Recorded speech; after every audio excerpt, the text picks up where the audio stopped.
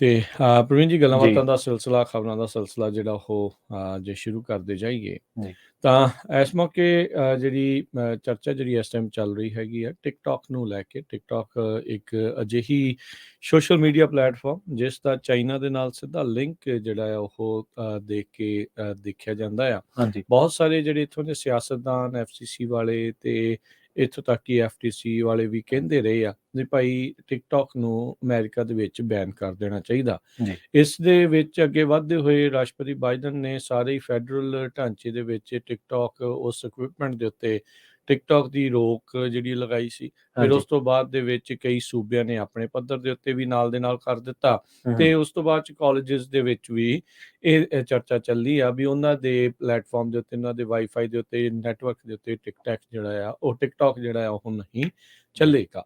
ਹੁਣ ਇੱਕ ਨਵਾਂ ਬਿੱਲ ਟਿਕਟੌਕ ਨੂੰ ਪੂਰੇ ਅਮਰੀਕਾ ਦੇ ਵਿੱਚ ਬੈਨ ਕਰਨ ਦੇ ਲਈ ਅੱਗੇ ਲਿਆਂਦਾ ਜਾ ਰਿਹਾ ਆ। ਠੀਕ ਹੈ, ਸੈਨੇਟਰ ਜੋਸ਼ ਹੌਲੀ ਜਿਹੜੇ ਆ ਉਹਨਾਂ ਨੇ ਇਹ ਬਿੱਲ ਨੂੰ ਸਪਾਂਸਰ ਕਰਦੇ ਹੋਏ ਜਿਹੜਾ ਕਿਹਾ ਆ, ਕਹਿੰਦੇ ਵੀ ਇਹ ਨੈਸ਼ਨਲ ਸਿਕਿਉਰਿਟੀ ਨੂੰ ਖਤਰਾ ਆ ਤੇ ਹਰ ਇੱਕ ਅਮਰੀਕਨ ਦੀ ਜਿਹੜੀ ਪ੍ਰਾਈਵੇਸੀ ਆ, ਨਿੱਜਤਾ ਆ, ਜੀ, ਉਹ ਖਤਰੇ ਦੇ ਵਿੱਚ ਆ।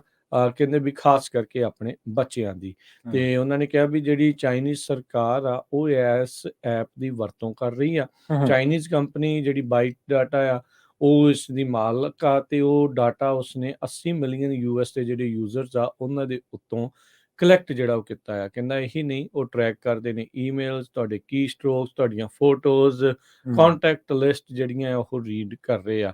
ਤੇ ਕਹਿੰਦੇ ਵੀ ਇਹ ਪੋਟਿਆਂ ਦੇ ਉੱਤੇ ਪਈ ਆ ਜਿਹੜੀ ਚਾਈਨੀਜ਼ ਕਮਿਊਨਿਟੀ ਪਾਰਟੀ ਹੈਗੀ ਆ ਜੀ, ਬੀਜਿੰਗ ਦੇ ਵਿੱਚ।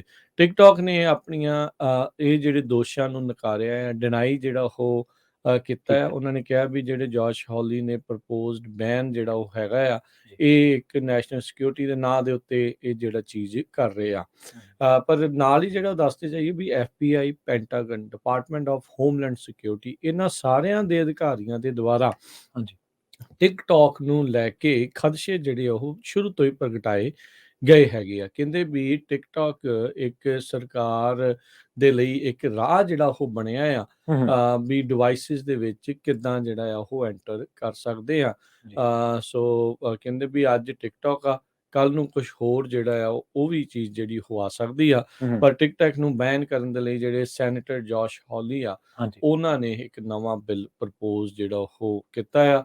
ਇਹ ਪਾਸ ਹੋ ਸਕੂਗਾ ਸੈਨੇਟ 'ਚ ਜਾਂ ਨਹੀਂ, ਇਹ ਦੇਖਣ ਵਾਲੀ ਗੱਲ ਰਹੂਗੀ। ਜੀ, ਪਰ ਟਿਕਟੌਕ ਵਿਵਾਦਾਂ ਦੇ ਵਿੱਚ ਅਕਸਰ ਹੀ ਜਿਹੜਾ ਉਹ ਘਿਰਿਆ ਰਹਿੰਦਾ ਆ ਜੀ, ਜੀ, ਵੀ ਡਿਵਾਈਸਿਸ ਦੇ ਵਿੱਚ ਕਿੱਦਾਂ ਜਿਹੜਾ ਆ ਉਹ ਐਂਟਰ ਕਰ ਸਕਦੇ ਆ।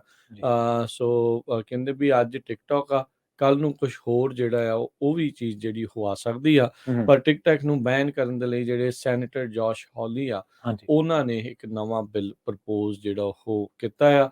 ਇਹ ਪਾਸ ਹੋ ਸਕੂਗਾ ਸੈਨੇਟ 'ਚ ਜਾਂ ਨਹੀਂ, ਇਹ ਦੇਖਣ ਵਾਲੀ ਗੱਲ ਰਹੂਗੀ। ਜੀ, ਪਰ ਟਿਕਟੌਕ ਵਿਵਾਦਾਂ ਦੇ ਵਿੱਚ ਅਕਸਰ ਹੀ ਜਿਹੜਾ ਉਹ ਘਿਰਿਆ ਰਹਿੰਦਾ ਆ। ਜੀ, ਜੀ।